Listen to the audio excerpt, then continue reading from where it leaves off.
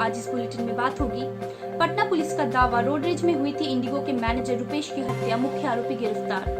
रुपेश हत्याकांड में परिवार को नहीं है पुलिस के खुलासे पर यकीन, कहा इतनी छोटी वजह से हत्या हुई, यह बात पचने वाली नहीं है। यूजीसी नेट का आवेदन 2 मार्च तक, 2 से 17 मई तक होगी ऑनलाइन परीक्षा। पटना सहित बिहार के 7 शहरों में सेंटर। बिहार पंचायत चुनाव को लेकर 3 साल से जमे अफसर बदले जाएंगे, बीडीओ, सीओ और एसडीएम का भी होगा तबादला। आखिर में परमाणु हमला करने वाली अमेरिकी F-15EX ने भरी पहली उड़ान, भारत को भी ऑफर। तमाम बड़ी खबरों से पहले एक नजर सुर्खियों पर। एनडीए की बैठक से बेदखल हुए एलजेपी ने जदयू को भेजी चिट्ठी, लिखा ज्यादा सीट पर चुनाव लड़ने की जिद आपको ले डूबी। वृंदावन में तेज प्रताप यादव का दिखा अलग अंदाज, अनोखी साइकिल से परिक्रमा करते नजर आए। सुपौल के त्रिवेणीगंज में विवाद सुलझाने गई पुलिस टीम पर हमला, लोगों ने एक एएसआई का सिर फोड़ा, दूसरी की फाड़ी वर्दी। नालंदा के एथलीट को सोनू सूद की मदद, ट्रिपल जंप के एथलीट आनंद ने ट्वीट कर मांगी मदद तो सोनू सूद ने करवाया घुटने का ऑपरेशन, कहा अब ओलंपिक में तिरंगा फहराना। और सुर्खियों के बाद अब बात करेंगे आज की सबसे बड़ी खबर की। इंडिगो के स्टेशन मैनेजर रुपेश सिंह की हत्या रोड रेज में हुई थी। पटना पुलिस ने इस हाई प्रोफाइल मर्डर केस में यह खुलासा किया है। पुलिस ने मुख्य आरोपी ऋतुराज को आरके नगर में उसके घर से गिरफ्तार कर लिया है। पुलिस ने ऋतुराज को मीडिया के सामने भी पेश किया। उसने कैमरों के सामने अपना जुर्म कबूल कर लिया। घटना में शामिल रहे 3 अन्य सहयोगी अब भी फरार है। रुपेश हत्याकांड के खुलासे पर उनका परिवार यकीन नहीं कर पा रहा है।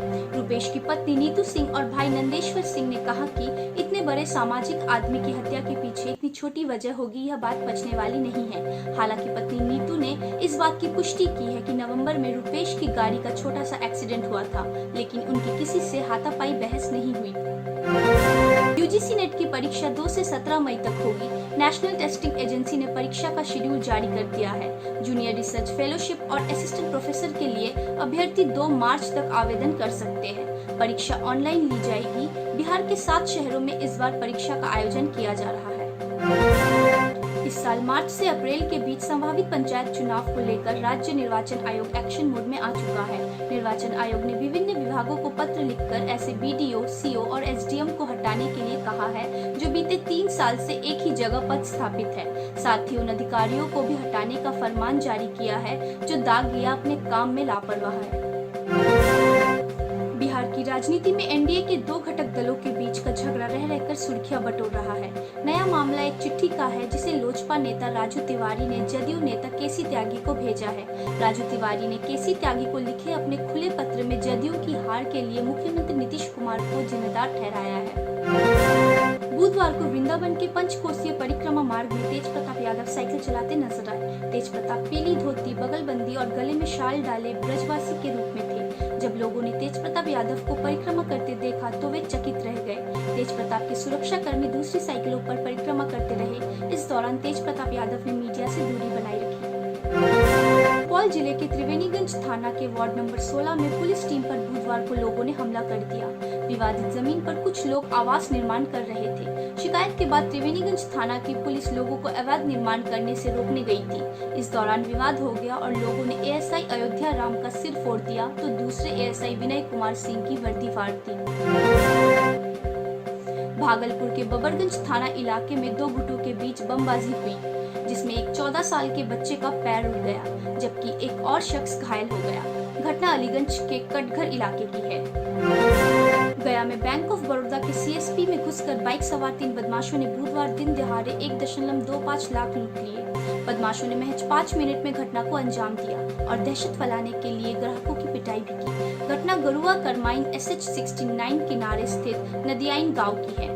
नालंदा के ट्रिपल जंप के एथलीट आनंद कुमार को बॉलीवुड एक्टर सोनू सूद की मदद मिली है। घुटने के ऑपरेशन के लिए आनंद ने ट्वीट कर उनसे मदद मांगी थी। गाजियाबाद के हीलिंग ट्री नामक अस्पताल में उनका सफलतापूर्वक ऑपरेशन करवाया गया। इस बात की जानकारी आनंद ने अपने सोशल मीडिया अकाउंट पर शेयर की है। वहीं सोनू सूद ने कहा कि अब ओलंपिक में तिरंगा फहराना। छोटे से ब्रेक के बाद मॉर्निंग बुलेटिन में फिर से आपका स्वागत है। अब देश दुनिया पर एक नजर। महाराष्ट्र के वर्धा में बुधवार सुबह एक स्टील प्लांट में बॉयलर फटने से 35 लोग घायल हो गए। घायलों में कुछ की हालत गंभीर बनी हुई है। हादसा सुबह करीब 10:30 बजे हुआ। बॉयलर में ब्लास्ट होने से जलता हुआ कोयला कर्मचारियों के ऊपर आ गिरा। हादसे में 7 मजदूर 50% से ज्यादा जले हुए हैं। बॉयलर फटने की वजह फिलहाल साफ नहीं हो पाई है।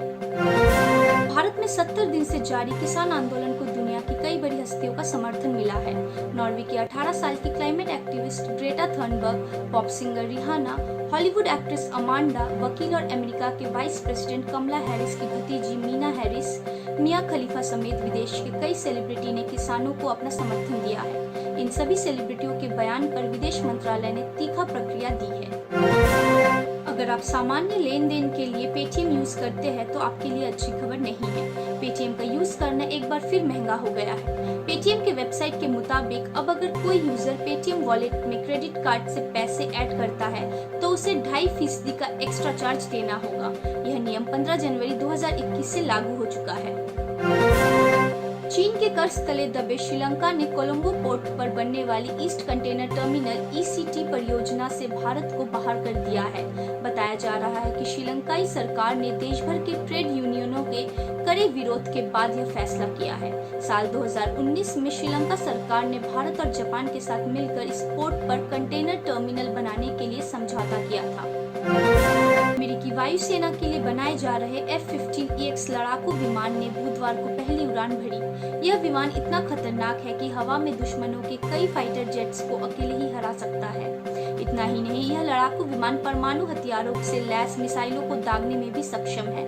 कुछ दिन पहले F-15EX को बनाने वाली कंपनी बोइंग ने भारत को भी ऑफर किया है। बिहार टिक्स के मॉर्निंग बुलेटिन में सिर्फ इतना ही। देखते रहिए बिहार टिक्स। नमस्कार।